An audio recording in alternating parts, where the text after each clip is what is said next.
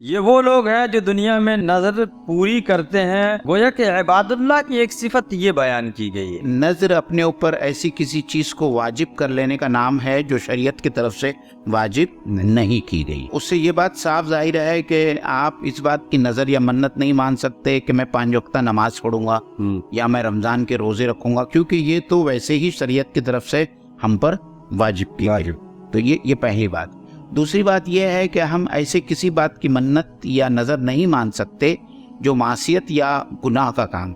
جیسے آپ نے بھائی سے ناراض ہو گئے ہیں تو آپ یہ نظر مان لے کہ میں اپنے بھائی سے اب زندگی بھر بات نہیں کروں گا، تو کسی معصیت کے بارے میں نظر یا منت مانگنا سخت ممنوع ہے، اور آپ صلی اللہ علیہ وسلم نے اس سے منع فرمایا ہے، اور ہم بہت سارے احادیث آپ کے سامنے پیش کریں گے جس میں اللہ کے رسول صلی اللہ علیہ وسلم نے ایسے شخص کو اس نظر کو یا اس منت کو توڑنے کا حکم دیا۔ السلام علیکم ورحمۃ اللہ وبرکاتہ۔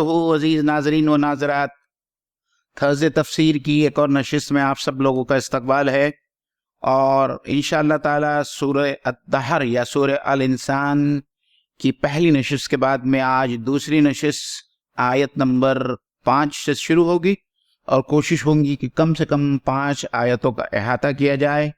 اور پچھلی نشست میں ہماری جو آیت زیر بحث آئی تھی، جہاں کفار، مشرکین اور منکرین قیامت کا کیا حال ہونے والا ہے اور کیا ان کے ساتھ میں کیا جائے گا، اور کس طریقے سے جہنم کی آگ میں انہیں جھونکا جائے گا، اس بات پر نشست ہماری ختم ہوئی تھی۔ اس کے بعد سے آج جو ہم سلسلہ کلام شروع کریں گے، تو اللہ تعالیٰ نے یہاں اپنے ان نیک بندوں کا ذکر کیا ہے جو نیک ہیں، جو اللہ کے مقرب ہیں، جو اللہ تعالیٰ کی فرما برداری میں لگے ہوئے ہیں۔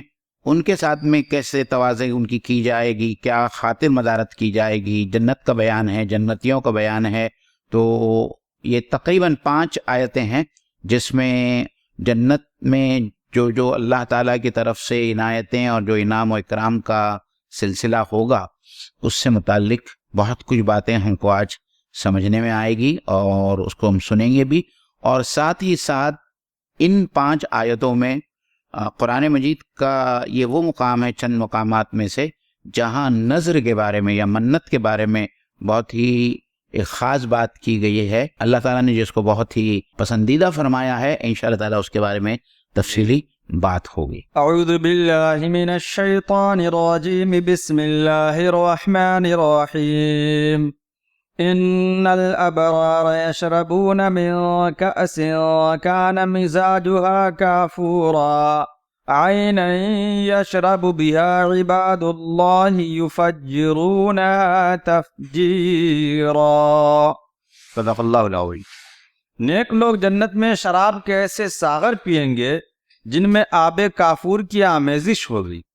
یہ ایک بہتا چشمہ ہوگا جس کے پانی کے ساتھ اللہ کے بندے شراب پیئیں گے، اور جہاں چاہیں گے بسہولت اس کی شاخیں نکال لیں گے۔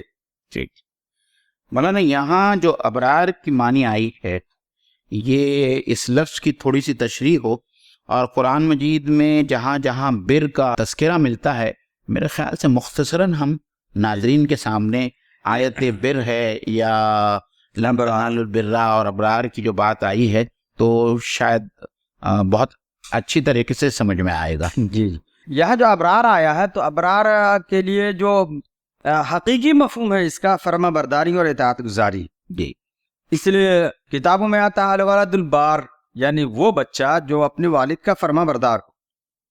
تو ابرار ایسے شخص کو کہا گیا ہے جو اللہ تعالیٰ کی کبھی نافرمانی کرنے والا نہ ہو۔ جی، اور نیکی کا مدعا اور انتہا ہی یہی ہے کہ انسان اپنے معبود کی فرما برداری کے لیے ہمہ تن اور ہمہ وقت تیار ہے۔ جی، اس لیے کہا گیا لن تنالوا البر حتی تنفقوا، یعنی نیکی کا وہ معیار جس معیار پہ پہنچنے کے بعد انسان صرف اور صرف اطاعت ہی کے بارے میں سوچتا ہے، جی، یعنی نافرمانی کا تصور نہیں کیا جا سکتا۔ جی، تو گویا کہ ابرار ایسی نیکی کو کہیں گے جو نیکیاں اطاعت و فرما برداری ہی پہ وہ سمجھے کہ منضبط ہوں گی اور اس کا اختتام ہوگا۔ مولانا لیکن اگر یہاں ابرار کو ہم آیت نمبر 7 اور 8 سے اگر ہم ملا کے جوڑ کے دیکھتے ہیں، اس کے تناظر میں دیکھتے ہیں، اور قرآن مجید میں جو آیت بر آئی ہے سورہ البقرہ کی آیت نمبر 177، وہاں پہ بھی جو ابرار کی جو صفات بیان کی گئی ہے، لیس البر ان تولوا وجوہکم قبل المشرق والمغرب، اور وہاں جو ہے پھر ایمان کی بات کی گئی ہے، اور ایمان کے بعد جو ہے اعمال صالحہ میں جو سب سے پہلی چیز لائی گئی ہے وہ انفاق فی سبیل اللہ کو لایا گیا ہے جی. اور انفاق فی سبیل اللہ کو آیت بر میں نماز اور زکوٰۃ سے پہلے لایا گیا ہے، اور یہاں پہ بھی آیت نمبر 7 اور 8 کے تناظر میں اگر ہم دیکھیں گے تو یہاں پہ ابرار لوگوں کی یا نیکوکاروں کی اس خاصیت یا اس صفت کا ذکر ہو رہا ہے جہاں وہ اللہ تعالیٰ کی خوشنودی کے لیے مال کو خرچ کرتے ہیں اس کے راستے میں، اس کی رضا کے خاطر. تو یہ ایک بڑا عجیب یہ ہے، اس قرآن مجید کی آیتوں کو ہم اگر سلسلہ وار پڑھیں اور سمجھنے کی کوشش کریں تو یہاں کچھ ایسے اشارے ہم کو ملتے ہیں جو بہت ہی مخصوص اشارے ہوتے ہیں. موہن بھائی، یہ جو آیت نمبر 7 میں ایک بات، یوفون بالنذر، جی نظر پورا کرنے والے ہیں، جی، تو گویا کہ اطاعت بھی اس میں آ رہی ہے، اطاعت بھی آ رہی ہے. اور اگلی آیت میں جو آپ نے بتایا یطعمون الطعام، جی جی تو طعام سے مراد ہم تفصیل میں آئیں گے کہ طعام سے مراد کھانا ہی نہیں ہے، جی اور جی دوسری ضرورتیں بھی ہیں، لیکن بہرحال ابرار ایسی نیکی کو کہیں گے جس کے اندر اطاعت بھی ہو، اور جس طریقے سے آپ نے بتایا کہ بعض مفسرین نے یہ کہا کہ انفاق فی سبیل اللہ کی طرف بھی اشارہ ہے. جی.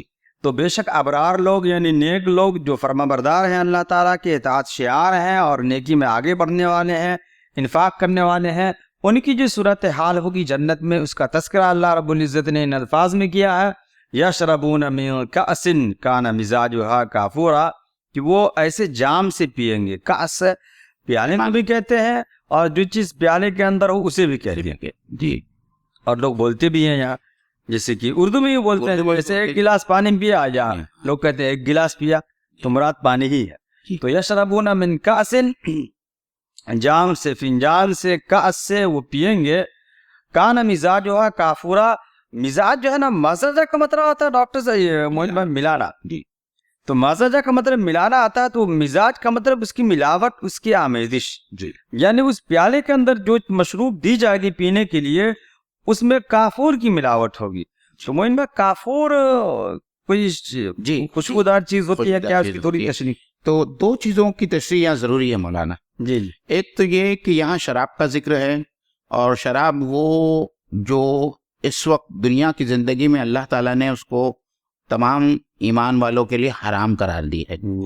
تو ہم کو یہ سمجھنا چاہیے کہ وہاں پہ جو شراب پلائی جائے گی وہ جنت کی شراب ہوگی، جس میں وہ تمام لطافتیں اور وہ تمام خصائص ہوں گی، لیکن وہ تمام برائیوں سے وہ شراب پاک و صاف. لطافتیں ہوں گی اور کثافتیں نہیں ہوں گی. لطافتیں ہوں گی اور کثافتیں نہیں ہوں گی. یہاں اس دنیا کی زندگی میں شراب اس لیے حرام ہے کہ شراب سے نہ صرف صحت بگڑتی ہے بلکہ عقل زائل ہوتی ہے، اور نشہ اس کے اوپر جو آتا ہے اس سے عقل کے زائل ہونے اور اس کے جو دوسرے اثرات ہوتے ہیں جسم پر، اس کے لیے جو ہے اللہ تعالیٰ نے اسلام میں شراب کو حرام کیا. تو جنت کی شراب جو ہے ان تمام برائیوں سے پاک اور صاف ہوگی. یہ تمام برائیاں نہیں ہوگی، بلکہ قرآن مجید میں جگہ آیا ہے کہ اس کو پینے کے بعد میں نہ ہی جو ہے اس کے پینے کے بعد میں جو بدن سر میں درد ہوگا، نہ چکر آئے گا، نہ لوگ فضول بکیں گے، یہ تمام باتیں نہیں ہوں گی. اور کافور جو ہے ہم اس دنیا میں بھی استعمال کرتے ہیں، اور جس کے بارے میں یہ مشہور ہے کہ اس سے جو ہے جس چیز میں ڈالا جائے اس میں ٹھنڈک پیدا ہوتی ہے. تو وہاں پہ بھی یہ جنت کی شراب اور جنت کے کافور کا تذکرہ ہو رہا ہے مولانا. تو ظاہری بات ہے کہ جنت کا کافور ہے اور جنت کی شراب جو ہے، یہ ہمارے سمجھنے کے لیے یہ 2 الفاظ استعمال کیے ہیں، کیونکہ یہ دونوں چیزیں ہمارے روزمرہ کی زندگی میں ہم کو اس کا مشاہدہ بھی ہوتا ہے، اس کا تجربہ بھی ہوتا ہے. تو اللہ تعالیٰ جو بات بتائی جا رہی ہے انسانوں کو اور مومنوں کو کہ وہاں کی شراب بھی ہے وہ اتنی پرلطف ہوگی، اور کافور کی وجہ سے اس کے اندر ٹھنڈک بھی ہوگی اور خوشبو بھی آئے گی. تو ایسی شراب جس سے ٹھنڈک بھی ہو، جس سے خوشبو بھی آئے، جس کے پینے کے بعد میں لطافت کا احساس بھی ہو. اور مولانا ایک بات ناظرین غور کریں کہ دیکھیے اس سے پہلی والی آیت میں جہنمیوں کے لیے آگ کا بیان ہوا ہے کہ وہ آگ میں ڈالے جائیں گے، سخت گرمی ہوگی. ان کے پینے کے پانی کے بارے میں آتا ہے کہ انہیں شراب حمیم پلایا جائے گا، کھولتا ہوا پانی. کھولتا ہوا پانی پلایا جائے گا. اور یہ قرآن مجید کی خوبصورتی ہے کہ کسی چیز کو بہت بہتر طریقے پر سمجھانے کے لیے ضدین کو ساتھ میں لایا جاتا ہے.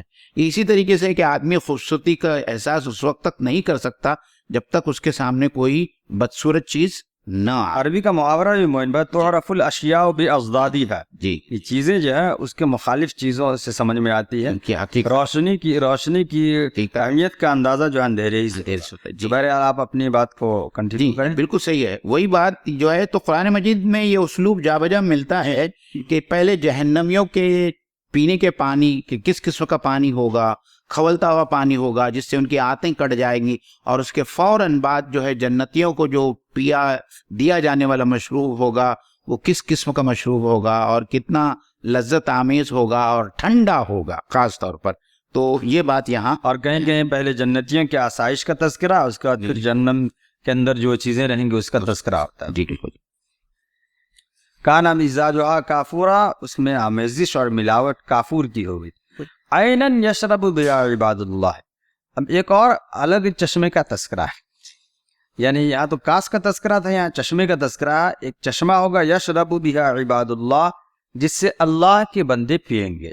یہاں مولانا اللہ کے بندوں کو تھوڑا ہم اس کی وضاحت کرتے چلے، کیونکہ ویسے تو ہر انسان اللہ تعالیٰ کا بندہ ہے. جی. لیکن یہاں عباد اللہ کہنے کا اللہ تعالیٰ کا مطلب کیا ہے اور منشا کیا ہے، میرے خیال سے اس کو ہم کو سمجھانا ضروری ہے. یہ عباد الرحمن نام کی ایک سمجھے کہ وہ ضرورت اس میں سورہ فرقان میں پوری تفصیل آئی ہے. وعباد الرحمن الذین یمشون علی الارض ہونا، یعنی اللہ کے جو بندے اور رحمان کے بندے جو ہوتے ہیں ان کے اندر یہ خاصیتیں ہوتی ہے. ویسے مجھے ایک حدیث یاد آئی، اس حدیث میں یہ ہے کہ اتقوا محارم اللہ تکن اعبد الناس، کہ اللہ نے جن جن چیزوں کو حرام کیا ہے اس سے رک جاؤ، سب سے عبادت گزار بندے بن جاؤ گے. تو گویا اللہ کی فرمانبرداری اور اللہ کی منہیات سے رک جانا یہ عبادیت کا تقاضا ہے. جی، اس میں مزید آپ اضافہ. آپ نے بالکل صحیح کہا کہ یہاں مراد ہر انسان نہیں ہے. جی. اللہ تعالیٰ جب کسی بندے کو بہت زیادہ مرتبہ دینا چاہتا ہے یا بہت ہی تذک اور احتشام کے ساتھ میں اس کا ذکر کرنا چاہتا ہے تو وہاں وہ اسے عبد کے نام سے پکارتا ہے. جیسے کہ ہم نے اللہ کے رسول صلی اللہ علیہ وسلم کے بارے میں معراج کے موقع پر جو ہے سبحان الذی اسری بعبدہ، وہاں نہ رسول کا لفظ استعمال کیا گیا نہ نبی کا لفظ استعمال کیا. وہاں اللہ تعالیٰ نے آپ کے مقام کو عظمت اور مقام کو ظاہر کرنے کے لیے وہاں عبد کا لفظ استعمال کیا کہ یہ میرا بندہ ہے. تو اللہ نے اللہ کا کسی انسان کو اپنا بندہ قرار دینا اس کی جو ہے وہ فضیلت کی ایک معراج ہے. وہ یہاں کی اس میں محبت بھی ہے اور پھر سمجھیے عظمت بھی ہے. جی. اور پھر یہ احساس بھی ہے جی کہ اگر کسی سے کوئی معاملہ ہوا تو وہ ہمارا بندہ ہے، یعنی دعا کے وقت جو ہے جب ہمیں پکارے گا تو ہم اس کی مدد کو تیار ہیں. جی جی جی اسی لیے مولانا اس سورہ زمر کی جو آیت ہے وہاں بھی جو ہے عبد کا لفظ لایا گیا. قل یا عبادی الذین اسرفوا علی انفسہم لا تقنطوا من رحمت اللہ. جی جی کہہ دیجئے کہ میرے بندو جنہوں نے اپنے اوپر ظلم کیا ہے وہ میری رحمت سے مایوس نہ ہو. جی. یفجرونہا تفجیرا، فجر یفجرو کا مطلب سمجھئے کہ پھاڑنے کی میننگ میں آتی ہے. جی جی اس لیے یہ فجر کو فجر اس لیے کہتے ہیں کہ پاؤں پھٹتا ہے، رات کی تاریکی ہٹتی ہے، چھٹ جاتی ہے. تو یفجرونہا تفجیرا، اور یہ تفجیرہ جو ہے مفعول مطلق ہے. جی. تو اس کا مطلب ہے بہت آسانی کے ساتھ بسہولت جو ہے جنتی لوگ اس چشمے سے نالیاں نکالیں گے. جی. اور نالیاں نکالنے کا یہ مطلب معین بھائی کیا کس طرح اس کو سمجھنا پڑے گا کہ دیکھیے قرآن مجید میں بار بار یہ کہا گیا ہے کہ جنت میں ہم جو چاہیں گے وہ ہم کو مل جائے گا. تو ایک صاحب علم نے اپنی تفسیر میں بڑی پیاری بات لکھی ہے. اس کا مطلب یہ نہیں ہے کہ جنتی کدال اور پھاوڑا لے کر اس چشمے کو جہاں لے جانا چاہیں گے وہاں لے کر جائیں گے. وہ جہاں چاہیں گے چشمہ خود بخود جو ہے وہاں چلا آئے گا اور پھٹ پڑے گا. جس طریقے حضرت موسیٰ علیہ السلام نے اپنا عصا مارا اور 12 چشمے اس پتھر سے نکل گئے. اور اس کو اس طریقے سے بھی مولانا سمجھا جا سکتا ہے کہ آج کل بچے لوگ جو ویڈیو گیمز کھیلتے ہیں اس میں اس ویڈیو گیمز میں جو کیریکٹرز ہوتے ہیں ان کے پاس میں ایسی کچھ طاقتیں ہوتی ہیں کہ اس طاقت کی مدد سے وہ جس طریقے سے چاہے وہ کر سکتے ہیں. کسی کو شوٹ کر سکتے ہیں, کوئی بھی گھر بنا سکتے ہیں, گھر کو توڑ سکتے ہیں. تو اسی قسم کی ایک اللہ تعالیٰ تمام جنتیوں کو ایک ایسی طاقت دیں گی, مطلب جو بندہ چاہے گا وہ اس کو ملے گا. تو وہ اگر چاہے گا کہ یہ نہر اس کے گھر تک آ جائے تو نہر اس کے گھر تک آ جائے گی اور بس سہولت آ جائے گی, اس کو مشقت کرنے کی ضرورت نہیں پڑے گی. یعنی چشمے بہت سارے ہوں گے. اگر مان لیا جائے کسی جنتی کو کسی خاص چشمے کا پانی یا مشروب اچھا لگا تو اب دوسری جگہ جا کر کے وہی چشمے کا پانی اگر پینا چاہے گا تو وہی چشمہ آئے گا, جی دوسرے چشمہ نہیں آئے گا. جی اس لیے ہا کے ضمیر ادھر ہی لوٹائیں گے. یوفون بالنذر ویخافون یوما کان شرہ مستطیرا. یہ وہ لوگ ہیں جو دنیا میں نظر پوری کرتے ہیں اور اس دن سے ڈرتے ہیں جس کی آفت ہر طرف پھیلی ہوئی ہوگی. جی تو گویا کہ عباد اللہ کی ایک صفت یہ بیان کی گئی ہے. اس آیت میں 2 صفت خصوصی طور سے بیان کی گئی ہے. ایک یہ ہے کہ نظر کو پوری کرتے ہیں اور ایسے دن سے ڈرتے ہیں جس کی آفت جو ہے پھیلی ہوئی ہوں گی. نظر کے تعلق سے باتیں ہوں گی, لیکن عموماً ایسا یہ ہوتا ہے کہ انسان کسی چیز کے تعلق سے کبھی سوچ لیتا ہے کہ ہم اپنے مال میں سے اتنا خرچ کریں گے بھی, اور اس کے بعد پھر وہ بعد میں احساس ہوتا کہ نہیں ہم دوسرا کام کر لیتے ہیں پہلے, تو وہ پورا نہیں کرنا چاہتے. اس لیے یہ بہت بڑی خصوصیت ہے ایک عبداللہ کی کہ جو کچھ اللہ سے وعدہ کرے یا نظر کرے تو اسے پوری کرے. معین بھائی آپ اس میں کچھ اضافہ کریں اس کے بعد نظر کے بارے میں. انشاءاللہ. پہلی بات تو نظر کے بارے میں یہ ذہن میں رکھنی ہے کہ نظر اپنے اوپر ایسی کسی چیز کو واجب کر لینے کا نام ہے جو شریعت کی طرف سے واجب نہیں کی گئی. ایک بات تو اس سے یہ بات صاف ظاہر ہے کہ آپ اس بات کی نظر یا منت نہیں مان سکتے کہ میں 5 وقتہ نماز پڑھوں گا, یا میں جمعہ کا اہتمام کروں گا, یا میں رمضان کے روزے رکھوں گا, کیونکہ یہ تو ویسے ہی شریعت کی طرف سے ہم پر واجب کی گئی. تو یہ پہلی بات. دوسری بات یہ ہے کہ ہم ایسے کسی بات کی منت یا نظر نہیں مان سکتے جو معصیت یا گناہ کا کام. جیسے آپ کہیں آپ اپنے بھائی سے ناراض ہو گئے ہیں تو آپ یہ منت مان لیں یا آپ یہ عہد کر لیں یا نظر مان لیں کہ میں اپنے بھائی سے اب زندگی بھر بات نہیں کروں گا. تو کسی معصیت کے بارے میں نظر یا منت مانگنا سخت ممنوع ہے, اور آپ صلی اللہ علیہ وسلم نے اس سے منع فرمایا ہے. اور ہم بہت سارے احادیث آپ کے سامنے پیش کریں گے جس میں اللہ کے رسول صلی اللہ علیہ وسلم نے ایسے شخص کو اس نظر کو یا اس منت کو توڑنے کا حکم دیا, اور نظر توڑنے کا کفارہ جو ہے ادا کرنے کا آپ نے حکم دیا, جو 3 دن کے جو ہے روزے ہوتے ہیں. اور اسی طریقے سے نظر ماننے کے لیے احناف کے نزدیک ایک اور شرط یہ بھی ہے کہ یہ ایسی عبادت ہو جس کی جنس کی عبادت شریعت میں ملتی. جی, جیسے صدقہ ہے, انفاق ہے, نفلی روزے ہیں, نفلی نمازیں ہیں, یہ تمام چیزوں سے ہی جو ہے نظر یا منت جو ہے مانگی جا سکتی. اور مولانا مودودی علیہ رحمہ نے نظر سے متعلق بہت ساری باتیں لکھی ہیں انشاءاللہ تعالی. اس میں سے کچھ باتیں ہم آپ لوگوں کے سامنے رکھیں گے. انہوں نے نظروں کو 2 حصوں میں تقسیم کیا ہے. ایک نظر تبرر, جی نظر تبرر ہے. 4 قسمیں, 4 قسمیں, اس میں سے یہ 2 بڑی قسمیں. جی جو ایک تو یہ کہ انسان اللہ تعالیٰ کی رضا کی خاطر کسی نفلی عبادت کی منت مان لے. یہ بات واضح ہے کہ اس میں صرف اللہ کی رضا مقصود ہو, جی یعنی نیکی کی نظر, نیکی کی, یہ نہیں کہ کوئی حاجت اس میں پوری ہو جاتی. جی تو پہلی قسم ہے کہ اس میں صرف اللہ کی رضا اور خوشنودی حاصل کرنے کے لیے کسی عبادت کی وہ نظر مان لے. دوسری مومن بھائی؟ دوسری یہ ہے کہ انسان کی کوئی حاجت ہو جی جی اور وہ اللہ تعالیٰ سے یہ منت مت کریں یا یہ نظر مانے کہ اگر میرا یہ فلانا کام ہو گیا تو میں اتنا پیسہ صدقہ کروں گا یا میں اتنے زائد نفلی روزے رکھوں گا یا اتنی نفلی نمازیں پڑھوں گا. تو یہ بطور شکرانہ جو ہے منت مانگنا ہے یا نظر. ان دونوں نظر کو جو ہے اصطلاح میں نظر تبرر کہتے ہیں. نظر تبرر کہتے ہیں. ٹھیک ہے. اور تیسری نظر جس کا ہم نے سب سے پہلے ذکر کیا کہ معصیت کے کاموں میں کوئی نظر یا منت نہیں مانی جا سکتی جو خلاف شریعت ہو، اور اگر ایسا کوئی شخص کرتا ہے تو پھر اس کو یہ نظر یا توڑنا پڑے گی. اس میں اختلاف ہے چاروں ائمہ کے درمیان اور بہت سارے دوسرے مفسرین کے درمیان کہ کچھ روایتیں آپ صلی اللہ علیہ وسلم سے ایسی ملتی ہیں مباح والے. جی تیسری قسم میں تو کسی کا اختلاف نہیں، یعنی ناجائز کام کے کرنے کی یا واجب کام کے نہ کرنے کی. جی اگر اس کی نظر کر رہا تو تمام فقہاء اس بات پر متفق ہے کہ اسے نظر توڑنا چاہیے. آپ جو بتا رہے ہو چوتھی قسم ہے، کیا بتا رہے تھے؟ مباح کا. جی کہ نظر توڑنے کے بعد میں اس کا کفارہ دینا چاہیے یا اس کا کفارہ نہیں دینا چاہیے.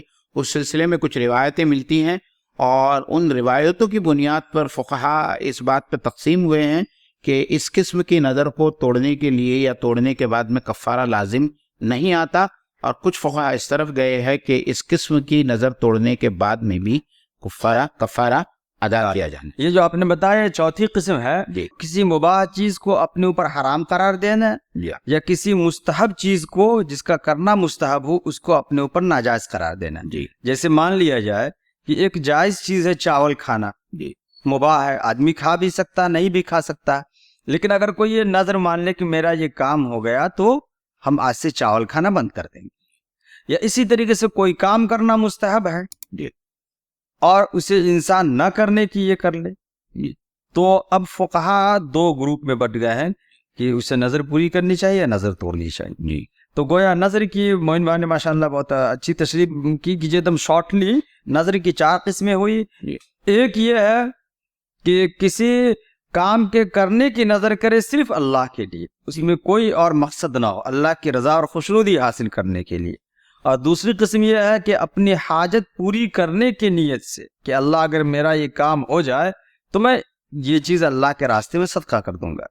یہ دونوں جائز ہے. تیسری قسم ہے کسی ناجائز چیز کی نظر مان لے، یہ سراسر حرام ہے، تمام فقہاء اس پر متفق ہے. چوتھی چیز ہے کہ کسی مباح کام کے نہ کرنے کی یا کسی مستحب کام کے نہ کرنے کی نظر مان لے. مباح کام میں دونوں ہو سکتی ہے، کرنا یا نہ کرنا. جی تو اگر اس میں کسی نے نظر مان لیا تو پھر فقہاء کا اس میں اختلاف ہے. جی بعض لوگوں کا کہنا ہے کہ نظر توڑ کر کفارہ ادا کریں، بعض لوگوں کا کہنا ہے کہ وہ نظر پوری کریں. بہت اہم چیز البتہ مولانا جو ہمارے ناظرین کو سمجھنا چاہیے، اور یہ تمام جتنی تفسیرات ہمارے زیر مطالعہ آج آئی ہیں اس میں 2-3 باتیں بہت اہم ہیں، اور ان اہم بات مطلب یہ عقیدے کا معاملہ ہے اس لیے بہت زیادہ اہم ہے. آپ صلی اللہ علیہ وسلم نے کہا، اور حضرت ابو ہریرہ رضی اللہ تعالیٰ عنہ اس کے راوی ہیں، بخاری اور مسلم دونوں صحیح احادیث کی کتابوں میں یہ لکھا ہے کہ منت یا نظر ماننے سے تقدیر نہیں بدلتی. یہ بہت اہم بات، یعنی آپ بھلے سے منت مانیں اللہ تعالیٰ کے سامنے یا نظر مانیں، لیکن جو چیز اللہ تعالیٰ نے آپ کے قسمت میں نہیں لکھی ہے نظر ماننے سے یا منت ماننے سے وہ چیز آپ کو بہرحال نہیں ملے گی. اور ساتھ میں یہ بھی اللہ کے رسول صلی اللہ علیہ وسلم نے کہا کہ منت مانگنے سے کسی چیز کے ملنے میں تاخیر یا عجلت کچھ بھی واقع نہیں ہوتی. اللہ تعالیٰ نے جو چیز آپ کے مقدر میں جس وقت لکھی ہے اسی وقت وہ ملے گی، نہ اس سے آگے ملے گی نہ اس سے پیچھے ملے گی. بلکہ حدیث کا جو جملہ ہے وہ بڑا خوبصورت ہے کہ اللہ تعالیٰ بخیل کے جیب سے تھوڑا سا پیسہ نکال کر اللہ کے راستے میں انفاق کرواتا ہے. جی تو میں یہ کہہ رہا تھا معین بھائی جی نظر جو ہے نا فی نفسی ہی یہ ناجائز نہیں، نظریں مانی جا سکتی، اور جو لوگ نظر مانتے ہیں تو بہرحال ان کی سمجھیے کہ ہمیشہ نظر مانتے ہیں، تو اس حساب سے سوچنا چاہیے کہ نظر ماننا ہمیشہ مطلب یہ ہے کہ تقدیر کو بدل نہیں سکتی، اور پھر ہمیشہ نظر ماننے سے بہتر ہے کہ یہ دوسری احادیث میں جو آیا ہے کہ صدقات جو ہے بلاؤں کو ٹال دیتی ہیں، یہ اپنے مریضوں کا علاج صدقات سے کرو، تو مصیبتوں کے آنے سے پہلے آتے وقت ہی انسان صدقات کی نیت کر لے۔ جی اس طرح کیسے کہنا کہ ہماری یہ حاجت پوری ہو گئی تو یہ نیک کام کروں گا، اگر مان لیا جائے کہ مقدر میں وہ حاجت کا پوری ہونا خدا نے نہیں لکھا ہو تو گویا نیک کام نہیں کرے گا انسان۔ جی جی تو اسی لیے ذرا کم نظریں ماننی چاہیے جی اور اگر کوئی نظر مانتا ہے تو بہرحال اسے پورا کرنا چاہیے، اس لیے کہ اللہ نے تعریف کیا ہے اس آیت میں جی کہ اللہ کے نیک بندے عباد اللہ وہ ہے جو جنت میں اس چشمے سے جو پانی پیئیں گے اس کی صفت کیا ہے؟ یوفون بالنذر، جی جو نظر ہے اسے پوری کرتے ہیں، یعنی جو وعدہ اللہ تعالیٰ سے کر لے اسی پوری کر لے۔ مومن بھائی میں پھر اس بات کو دہراتا ہوں، جی ہوتا یہ ہے کہ مان لیا جائے کہ کسی انسان کا ایک بڑا خسارہ ہونے والا جی اور اس نے یہ نیت کر لیا کہ اگر خسارہ نہیں ہو تو ہم اللہ کے راستے میں سے اتنا خرچ کر دیں گے، جی دل میں سوچ لیا اس نے، لیکن جب خسارہ نہیں ہوا، ڈوبنے والا مال واپس آ گیا، تو پھر انسان کے ذہن میں یہ بات آنے لگتی ہے کہ ابھی فلاں ضرورت ہے اس کو پوری کر لوں، ابھی گھر کا رینٹ باقی ہے، یا فلاں کی فیس باقی ہے، یا فلاں کی شادی ہے۔ جی اب یہ سب خیالات آنے لگتے ہیں، تو یہ خیالات آنا جو ہے دو چیزوں کی طرف داعی ہوتا ہے، ایک یہ کہ خدا سے وعدہ خلاف، جی اور دوسرا یہ ہے خدا کے اوپر اعتماد نہیں رہا۔ پھر جس خدا نے ڈوبتے ہوئے پیسے کو واپس لایا، کیا وہ ان سب چیزوں میں پھر خدا مدد نہیں کر سکتا؟ بالکل۔ تو اس لیے اس نظریے سے اگر ہم دیکھیں گے اس آیت کو، یوفون بالنذر، جی جی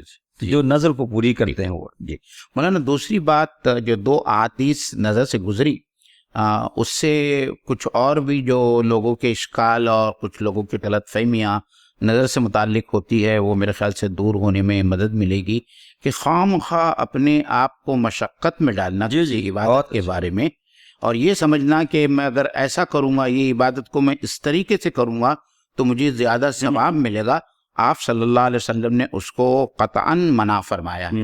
آپ صلی اللہ علیہ وسلم مسجد نبوی میں خطبہ دے رہے تھے، آپ نے ایک صحابی کو دیکھا کہ مسجد نبوی میں جگہ تھی لیکن وہ کھڑا ہے اور دھوپ میں کھڑا ہے، تو کسی صحابی نے کہا کہ اس نے یہ نظر مانی ہے کہ وہ ہمیشہ کھڑا رہے گا اور دھوپ میں کھڑا رہے گا نماز پڑھنے کے لیے اور خطبہ سننے کے لیے، تو آپ صلی اللہ علیہ وسلم نے کہا کہ اس سے کہو کہ چھاؤں میں آئے اور بیٹھ جائے۔ حضرت عقبہ بن عامر رضی اللہ تعالیٰ عنہ کی بہن کا بھی ایک قصہ ملتا ہے جس کو ابو داؤد نے اپنی صحیح میں لکھا ہے کہ وہ اللہ کے رسول صلی اللہ علیہ وسلم کے پاس میں آئے اور کہا کہ میری بہن نے یہ نظر مانی ہے کہ وہ حج کو جائیں گی، پیدل جائیں گی اور اپنا سر نہیں ڈھکیں گی۔ تو اللہ کے رسول صلی اللہ علیہ وسلم نے حضرت عقبہ بن عامر سے کہا کہ اپنی بہن سے کہو کہ اپنے آپ کو مشقت میں نہ ڈالے، وہ سوار ہو کر جائیں اور دھوپ سے بچنے کا بھی اہتمام کریں، اور اس قسم کے جو نظر انہوں نے مانگی ہے اس نظر کو وہ توڑ دے اور کفارہ ادا کرے، 3 دن کا روزہ رکھے۔ یہ دیکھیے عبادت میں مشقت کا ہونا باعث اجر و ثواب ہے، جی لیکن زبردستی اپنے اوپر مشقت ڈالنا مسلط یہ شریعت کے نزدیک جو ہے ممدوح نہیں ہے، قابل تعریف نہیں۔ یہ راہبوں کا چلن ہے۔ جی جی اور مجھے اس پہ سے بہت پیاری حدیث یاد آئی کہ ایسے وقت میں جب وضو کرنا بہت زیادہ مشکل ہو، صبح کا وقت ہو، سردی کا وقت ہو اور پانی ٹھنڈا ہو، تو ایسے وقت میں وضو بڑے اہتمام سے کرنا، اس کا یہ صحیح جی وہ اللہ تعالیٰ نے اس کا زیادہ اجر رکھا ہے۔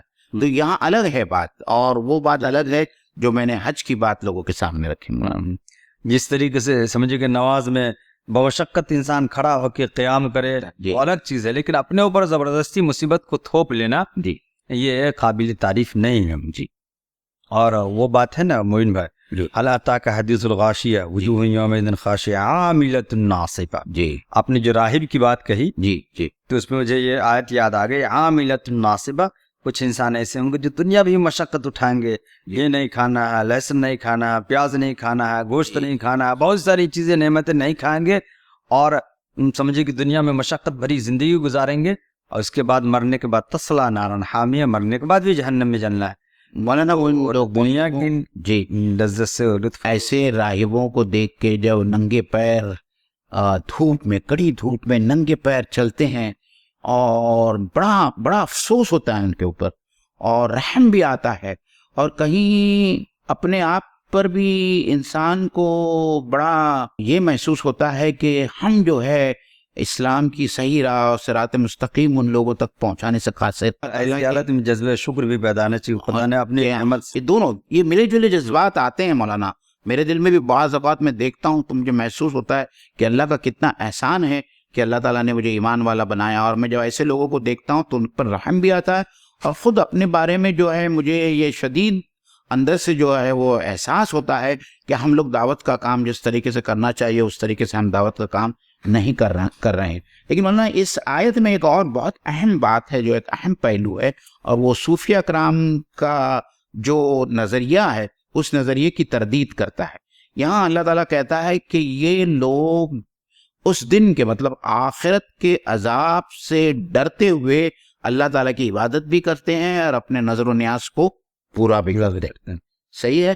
صوفیہ کرام اس بات کے قائل ہے کہ جنت کی لالچ میں اور جہنم سے ڈر کر جو ہے نیکی کا کام نہیں کرنا چاہیے اور گناہوں سے نہیں بچنا چاہیے. نیکی کا کام صرف اللہ کی محبت کے لیے کرنا چاہیے، اور جہنم میں جانے سے بچنے کی بجائے اللہ تعالیٰ کی ناراضگی سے بچنے کے لیے جو ہے ہم برے کاموں سے بچ جائیں. یہاں قرآن مجید اس بات کی دلیل ہے کہ اللہ تعالیٰ کہتا ہے کہ ایسے لوگ ہیں جو جہنم میں جانے سے اپنے آپ کو بچانے کی کوشش کرتے ہیں، اور اسی لیے وہ نظر کو بھی پورا کرتے ہیں اور اللہ تعالیٰ کی حسب استطاعت اللہ تعالیٰ کی فرما برداری کہتے ہیں. قرآن مجید میں جا بجا انسانوں کو اور خاص طور پر ایمان والوں کو ترغیب دی گئی ہے، جنت کے نعمتوں کو بتایا گیا ہے، جہنم کے مشکلات کو بتایا گیا ہے، تاکہ ہم اپنے آپ کو جہنم سے بچائیں اور جنت میں جانے کی قد و کاوش کریں. اصل میں صوفیہ کا یہ ہوتا ہے کہ وصال یعنی خدا سے ملنا، یہ اصل عبادت ہے. حالانکہ جنت کی امید اور جہنم کے خوف سے بچنے کے، جہنم کے خوف سے بھی عبادت کرنا قابل تعریف ہے، یعنی کیا جا سکتا ہے. البتہ یہ تو ہے کہ انتہا یہی ہے کہ دیدار الہی، لیکن صرف دیدار الہی کے لیے عبادت نہیں ہے، بلکہ عبادت تو خدا کی فرما برداری کا ایک مظہر ہے. آج خدا نے کہا رکوع اور سجدہ کرو، تو رکوع اور سجدے میں رہنا ہی عبادت. اگر خدا رکوع سجدے کا سمجھے کہ وہ طریقہ نہیں بتایا تو کوئی اور طریقے سے عبادت کرنے کو کہا ہوتا تو پھر وہ عبادت تھی. تو گویا کہ عبادت خدا کی فرما برداری ہے. تو الگ بات ہے کہ انتہا دیدار الہی ہے. وَيُطْعِمُونَ الطَّعَامَ عَلَى حُبِّهِ مِسْكِينًا وَيَتِيمًا وَأَسِيرًا، اور وہ کھانا کھلاتے ہیں اس کی محبت میں مسکین کو اور یتیم کو اور قیدی کو. انما نطعمکم لوجہ اللہ لا نرید منکم جزاء ولا شکورا، بے شک ہم تم کو کھانا کھلاتے ہیں اللہ کی خوشنودی کے لیے، ہم تم سے کوئی بدلہ یا شکریہ نہیں چاہتے ہیں. مولانا یہاں جو اس کی ضمیر آئی ہے علی حبہ کا، تو پہلی بات تو یہ ہے کہ وہ کھلاتے ہیں، کھانا کھلاتے ہیں علی حبہ، اس کی محبت. اس کی محبت کس کی محبت میں؟ کھانے کی محبت میں یا اللہ تعالیٰ کی محبت؟ یہ مفسرین نے دونوں باتیں کہی ہیں کہ اللہ کی محبت میں، اور ایک بات یہ ہے کہ کھانے کی محبت میں. بلکہ معین بھائی کسی نے کہا مسکین کی محبت. تو ہم دیکھتے ہیں یطعمون الطعام علی حبہ، وہ کھانا کھلاتے ہیں علی حبہ، کھانے کی محبت میں. یہاں کھانے کی محبت ان کے دل میں ہے، کھانے کی ضرورت انہیں ہے، اور ضرورت اپنی ضرورت کو تباہ کر کے کم کر کے دوسروں کی ضرورتوں کو پوری کرتے ہیں. یہ بات واضح ہے کہ کھانا سے مراد صرف کھانا ہی نہیں ہے بلکہ ضرورتیں پوری کرنا ہے. بسا اوقات کسی انسان کے پاس کھانے کے لیے سال بھر کا سامان ہوتا ہے لیکن ڈاکٹر کی فیس ادا کرنے کے لیے پیسے نہیں ہوتے ہیں، اچھے کپڑے نہیں ہوتے، اچھے کا مطلب ٹھیک ٹھاک پہننے کے لائق کپڑے نہیں ہوتے. جو بھی انسان کی ضرورت ہو اس ضرورت کو پوری کرنا. تو کبھی کبھی انسان ایسے انسان کی تعریف کی گئی ہے جو انسان خود ضرورت مند ہو علی حبہ، یعنی کھانے، ہم زمین کھانے کی طرف لوٹا ہے، تو کھانے کی حاجت خود اسے ہو یا کھانے کی محبت اس کے دل میں ہو، اس کے بعد بھی دوسروں کو ترجیح دے جی. اور اگر اس کی طرف لیتے ہیں اللہ کی طرف تو بات تو واضح ہے کہ اللہ کی محبت میں. اور کھانے پہ سے مجھے یاد آیا مولانا کہ عام طور پر جیسے لوگ کہتے ہیں کہ سود کا پیسہ نہیں کھانا چاہیے، تو اس سے مراد وہ یہ لیتے ہیں کہ جو سود کا پیسہ آیا ہے اس کو کھانے کی شکل میں یا اس کا استعمال تناول میں اور کھانے کی اشیاء خریدنے میں نہیں ہونا چاہیے. لیکن سوال یہ ہے کہ سود کا پیسہ بہرحال سود کا پیسہ ہے، وہ کسی معاملے میں بھی اس کا استعمال اپنی ضرورت پوری کرنا جائز نہیں ہے. صحیح ہے نا؟ تو یہ وہی بات ہے. البتہ یہ رفاہی طور سے اگر اس پیسے کو لگا دیا جائے جی، اور مان لیا کہ گزرگاہ میں کچھ خرابی ہے کہیں ہے، اس کو ٹھیک کروا دے اور وہ بھی گزر جا رہا ہے اس راستے سے تو کوئی قباحت نہیں ہے، عمومی طور سے استعمال کیا جا سکتا ہے. لیکن یہ جو تصور ہے لوگوں کا کہ سود کا پیسہ نہیں کھا کر کے ٹرین کا کرایہ دے دیں، آنے جانے کے سفر کے اخراجات نکال لیں، کھائیں گے نہیں راستے میں کرایہ میں ادا کریں گے، یہ تصور نہیں، اس سے بھی اپنی ضرورت انسان پوری کر رہا ہے. جی، تو اپنی دوسری ضرورت بھی جو ہے سود کے پیسوں سے پوری نہیں کر سکتے. اور جہاں تک ہمارا اپنا جو آپ نے جو پہلی بات کہی کہ ہماری اپنی ضرورت کے باوجود دوسروں کی ضرورتوں کو اپنے اوپر ترجیح دینا، یہ ایک عام چلن تھا اللہ کے رسول صلی اللہ علیہ وسلم کے زمانے میں.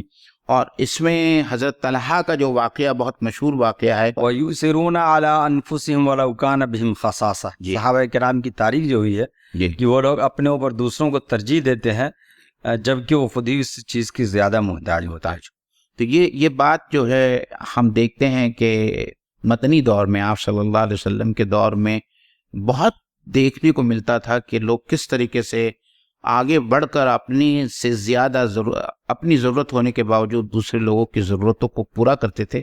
آج انسان صرف اپنی ضرورت کا نہ صرف خیال رکھتا ہے بلکہ وہ اپنی زندگی کے معیار کو اور سٹینڈرڈ کو اور زیادہ اونچی سے اونچا کرنے کی فکر میں ہوتا ہے. اس کے الرغم کے معاشرے کی کیا حالت ہے اور معاشرے میں کتنے غریب اور مسکین لوگ ہیں اور جو ان کے مدد کے محتاج ہے، لیکن ایسے لوگوں کی طرف وہ نظر نہیں دوڑاتا اور ان کا خیال نہیں رکھتا. اور دوسری بات جو اس آیت میں مولانا ہے جس کی طرف میں اشارہ کرنا چاہوں گا، یتیم کا ذکر قرآن مجید میں جا بجا آتا ہے اور یتیم کے لیے اللہ تعالیٰ نے خصوصیت کے ساتھ میں احکام نازل کیے ہیں. اور آپ صلی اللہ علیہ وسلم کی تو زندگی میں بہت سارے سیرت میں سے واقعات ملتے ہیں جہاں آپ نے یتیموں کا کس طریقے سے خیال رکھا ہے، اور میں ان تمام واقعات میں نہیں جانا چاہتا، لیکن میں صرف ایک بات بتانا چاہوں گا ناظرین کی خدمت میں یہاں کہ ہمارے یہاں جو ہے یتیم اور یتیم کی کفالت کا معاملہ جو ہے وہ بڑا عجیب ہے. اہل سیر لکھتے ہیں، سیرت نگار لکھتے ہیں کہ مدنی دور میں آپ صلی اللہ علیہ وسلم کے دور میں مدینے کا ایسا کوئی گھر نہیں تھا جہاں یتیموں کو اپنے گھر میں رکھ کر اپنے بچوں کی طرح ان کی کفالت کی جاتی تھی. اور ہر گھر والا اور ہر خاندان والا اس بات کی کوشش کرتا تھا کہ اپنے گھر کے بچوں کے ساتھ میں وہ یتیم بچوں کی پرورش کرے. اور یہی صحیح طریقہ کار ہے یتیم بچوں کی پرورش کرنے کا، نہ کہ ہم یتیم خانے بنا لیں. اس زمانے میں تو یتیم خانے کا تصور ہی نہیں تھا، اور یتیم خانوں کا تصور اس لیے نہیں تھا کہ وہاں یہ رواج قائم تھا اور لوگ یتیم بچوں کو اپنے گھر والوں کے ساتھ میں رکھتے تھے. اور آج جو ہے ہم صرف یتیم بچے کے سر پہ سے ہاتھ پھیرنے، جو میرے خیال سے کنائے میں جو بات کہی گئی تھی اللہ کے رسول صلی اللہ علیہ وسلم سے، تو ہم اس کو اسی کنایہ کو نہ سمجھتے ہوئے ہم ایک یتیم بچے کے سر پہ ہاتھ پھیرتے ہیں اور ہم سمجھتے ہیں کہ ہم نے بہت ہی اجر و ثواب کا کام کیا. یعنی سر پہ ہاتھ پھیرنے کا مطلب اس کی کفالت کرنا جی، بلکہ سرپرستی کرنا. سرپرستی جی، تو سرپرستی نہیں کر کے سردستی کر دیتے ہیں، سر پہ ہاتھ رکھ دیتے ہیں. جی، تو مسکین اور یتیم. اور بات یہ ہے کہ اسیر مطلب قیدی. ابھی قیدی کا تصور کچھ اور ہے. پہلے زمانے میں ہوتا یہ تھا کہ جو جس کے یہاں قیدی ہوتا تھا تو قیدی کو لوگ کھانا نہیں کھلاتے تھے جی، اور اس کو بھیک مانگنے پہ مجبور کرتے تھے. جی، وہ ادھر ادھر در در کی ٹھوکریں کھاتا تھا، ایک دو لقمہ ادھر ادھر سے مل گیا، ایک دو روٹی تو وہ کھا لیتا تھا. جی، تو یہ کیا معین بھائی دیکھیے، یوں تو میں نے تامارا حبی مسکین کو کھانا کھلانا تو بات سمجھ میں آتی ہے، یتیم کو کھانا کھلانا یہ بھی بات سمجھ میں آتی ہے، وہ اسیرہ اور قیدی کو کھانا کھلانا، یعنی عموماً قیدیوں کے ساتھ لوگوں کا رویہ ٹھیک نہیں ہوتا آج بھی، اور کھانا بھی صحیح نہیں دیا جاتا، اور اس زمانے میں قیدی کے ساتھ رویہ ٹھیک تو نہیں ہوتا تھا، کھانا بھی لوگ نہیں کھلاتے تھے، اس کو بھیک مانگنے پہ مجبور کرتے تھے۔ تو ایک انسان جس کو قید میں رکھا گیا ہے، ممکن ہے وہ کسی جرم میں قید میں رکھا گیا ہو یا وہ بے گناہ ہو، لیکن بہرحال وہ انسان ہے، انسانیت کا کتنا بڑا درس دیا جا رہا ہے۔ امام یوسف نے اپنی کتاب میں اس کا ذکر کیا ہے کہ اسلامی معاشرے سے پہلے عام طور پر قیدیوں کو زنجیریں پہنا کر راستے پہ لایا جاتا تھا اور وہ بھیک مانگتے تھے، اور بھیک سے جو کچھ بھی ملتا تھا اسی سے ان کا گزر بسر ہوتا تھا، اور اکثر و بیشتر وہ بھوکے رہتے تھے۔ لیکن ہمارے اس کے برخلاف آئیے ہم مسجد نبوی میں آئے، جہاں بدر کے قیدیوں کو رکھا گیا تھا، اور سیرت نگار یہ کہتے ہیں کہ جب اللہ کے رسول صلی اللہ علیہ وسلم نے یہ حکم دیا اپنے تمام صحابہ کو کہ بدر کے قیدیوں کے ساتھ میں اچھا معاملہ کیا جائے، اچھا برتاؤ کیا جائے۔ ناظرین اکرام، آپ دیکھیے کون ہیں یہ لوگ؟ یہ وہ لوگ ہیں جو ایک روز پہلے آپ صلی اللہ علیہ وسلم کو اور تمام صحابات سے قتال جنہوں نے کیا، جنگ کیے، اور ان کو پکڑ کر جب لایا گیا جنگ ہارنے کے بعد میں they are prisoners of war, اور آج پرزنرز آف وار کے ساتھ میں جنگی قیدیوں کے ساتھ میں کیا معاملہ ہوتا ہے۔ اور جب بدر کے میدان میں جن لوگوں نے شکست کھائی، جو دشمنان تھے اللہ کے رسول، اللہ کے دین کے، اللہ کے دشمن تھے، ان کو جب پکڑ کر لایا جاتا ہے تو آپ صلی اللہ علیہ وسلم اپنے صحابہ سے کہتے ہیں کہ ان کو کھانا کھلایا جائے اور ان کے ساتھ میں اچھا برتاؤ کیا جائے۔ تو تاریخ داں کہتے ہیں کہ صحابہ کا یہ عالم ہو گیا تھا کہ پہلے قیدیوں کو کھلاتے تھے، اس کے بعد میں وہ خود کھاتے تھے۔ یہ سیرت نگار جو ہے انہوں نے اس بات کو نوٹ کیا اور لکھا ہے، آپ اس کا آپ مطالعہ کریں گے تو یہ اسلامی معاشرہ ہے، یہ اسلامی قدریں ہیں، اور اسی کی وجہ سے جو ہے آپ سوچئے کہ وہ ان قیدیوں میں سے کوئی قیدی ایسا باقی نہیں تھا چندوں کو چھوڑ کر جنہوں نے اسلام قبول نہیں کیا ہو۔ یہاں دیکھیے مولوی بھائی کہ اس سے پہلے کی جو آیتیں ہیں جس میں یہ کہا گیا کہ جنت میں مزے لوٹنے والے یہ لوگ ہوں گے، اور صفات بیان کرتے کرتے ایک صفت یہ بھی بیان کی گئی کہ قیدی کو کھانا کھلانے والے، وہ بڑی نیکی کا کام، بڑا نیکی کا۔ انما نطعمکم، اور پھر یہ بھی ہے کہ بے شک ہم تم کو کھانا صرف اللہ کی رضا کے لیے کھلاتے ہیں۔ موین بھائی وجہ اللہ سے کو اگر ہم دیکھتے ہیں تعالی حبہ سے ضمیر اللہ کی طرف لوٹانا، یہ اور یہاں پہ بھی جو ہے وجہ جو ہے اللہ کی طرف ضمیر زیادہ اس سے سوٹیبل رکھنا۔ جی تو ہم اللہ کی خوشنودی کے لیے تمہیں کھانا کھلاتے ہیں۔ لا نرید منکم جزاء ولا شکورا، ہم تم سے جزا بدلہ نہیں چاہتے ہیں اور نہ شکریہ چاہتے ہیں۔ دیکھیے بعض لوگوں کی عادت ہوتی ہے کہ کسی کے اگر کام آ گیا یا کسی کی بگڑی بنا دیا یا کسی کو 2 پیسے دے دیا یا سمجھیے کہ کسی طریقے سے کسی کا کام آ گیا تو وہ منتظر رہتے ہیں کہ وہ ہمیں جزاک اللہ نہیں کہا، یا کم سے کم اتنا تو منتظر رہتے ہی ہے کہ جب اس کے سامنے سے گزرے تو سلام کریں، اور سلام نہیں کرتے تو دل کے اندر بہت ہی وہ ان کے اندر جو ہے باز ہوتا ہے کہ دیکھو ہم نے اس کی اتنی مدد کیے تھے اور یہ لائق نہیں سمجھتا کہ ہمارا سلام کرے۔ ہو سکتا ہے کہ بے توجہی میں اس نے آپ کو دیکھا ہی نہیں ہوگا، اور آپ کا یہ مطلب جذبہ پیدا ہونا یا احساس پیدا ہونا بذات خود جو ہے نیکی کے خلاف ہے کہ آپ نے اس کو اس لیے صرف کھلایا تھا کہ وہ آپ اس کے اوپر احسان جتائیں اور وہ آپ کے احسان و تلے دبا رہے، اور جب بھی آپ کو ملے تو آپ کی خاطر مدارت کرے، خوش آمدی کرے۔ تو یہ تو ظاہری بات ہے کہ اللہ کے رضا کے لیے جو ہے آپ نے اس کی مدد نہیں کی تھی۔ تو اس بات سے جو ہے ہم، کیونکہ یہ اس قسم کا وہ قرآن مجید میں کی نیکیاں جو ہے وہ ظاہر تھی۔ قرآن مجید میں ایک آیت ہے کہ جس صدقے سے قول معروف خیر من صدقۃ یتبعها اذى، جی یعنی کوئی بھلی بات کہہ دینا زیادہ بہتر ہے اس صدقے سے جس صدقے کے کرنے کے بعد انسان تکلیف پہنچائے یا لعن کرے، یا کوئی بھی ایسی بات کہے صدقہ دینے والے کو جس کو اس کی عزت نفس مجروح ہو، یا سمجھیے کہ یہ اپنا بول والا چاہتا ہو کہنے والا۔ جی ہم اس کے ساتھ میں جو ہے آج کی اس نشست کا اختتام کرتے ہیں. انشاءاللہ تعالیٰ اگلی نشست میں اگلی جمعرات کو دوبارہ آپ سے ملاقات ہوگی، جہاں سورہ الدہر کی 10ویں آیت کے آگے تفسیر آپ لوگوں کے سامنے بیان کی جائیں گی. اللہ تعالیٰ سے دعا ہے اپنے لیے، مولانا کے لیے، آپ سب لوگوں کے لیے، ہمارے لیے، کہ ہم بھی ان نیکوکاروں میں سے ہو جائیں. اللہ تعالیٰ ہم کو توفیق دے کہ ہم اللہ تعالیٰ کے ان برگزیدہ بندوں یا عباد اللہ میں اللہ تعالیٰ ہمارا شمار کریں، جو جنت کے ان اعلیٰ مقامات کے نعمتوں سے مسرور ہونے والے ہیں، اور اللہ تعالیٰ ان کو جنت کے اعلیٰ مقامات ادا کرنے والے ہیں. اللہ تعالیٰ ہمیں بھی ان قلیل من الآخرین میں شامل کریں. وآخر الدعوانا ان الحمد للہ رب العالمین. السلام علیکم ورحمۃ اللہ وبرکاتہ.